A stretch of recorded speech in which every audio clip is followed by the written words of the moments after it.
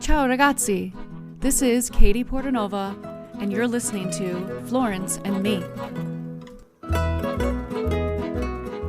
I'm a lover of stories and all things Italian, and I'm going to bring you all that in this podcast.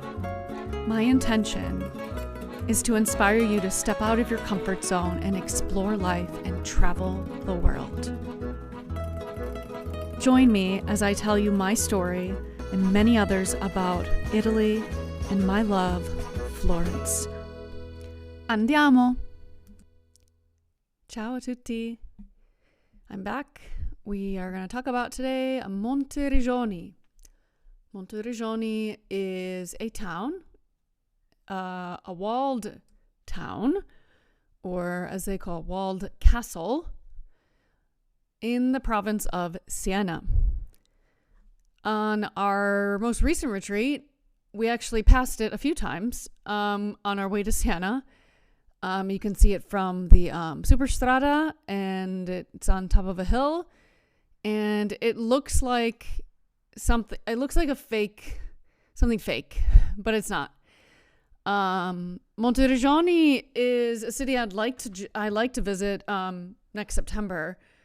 One, because it's an easy ride from Castel Fiorentino, and also it's just there's a lot of history, and it's just an interesting town. If you know the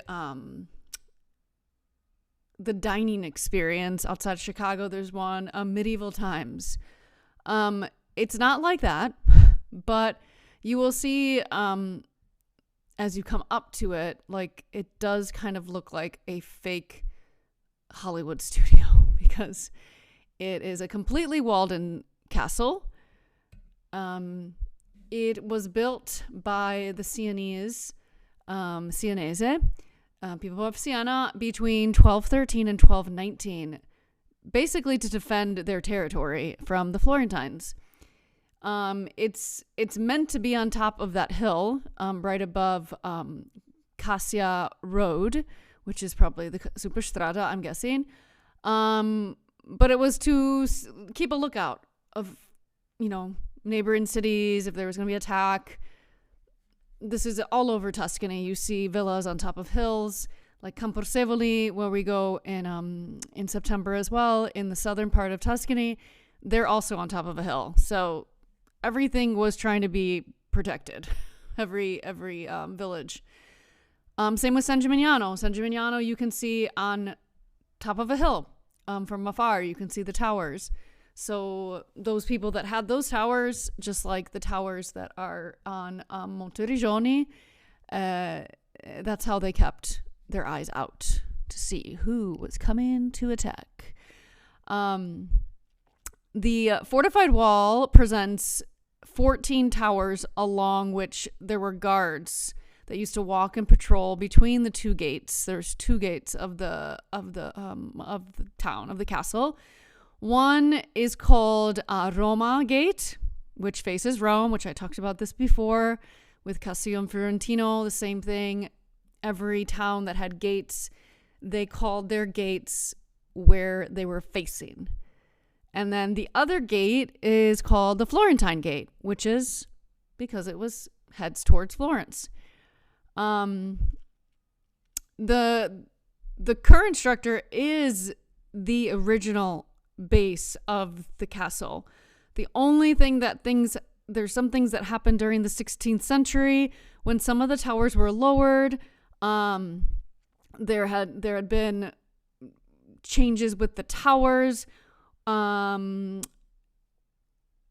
of the 14 towers were reduced to the level of the walls, and nobody knows why. This happened in 1921.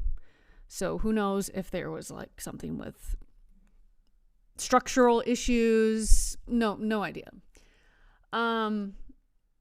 There is a big parking lot. If you're thinking about visiting something very unique in Tuscany, there's a big parking lot at the bottom of the hill where you leave your car and then you walk up this short hill to enter the village. So there's no cars, no bikes. It's basically, there's a church, a main piazza, and a bunch of restaurants.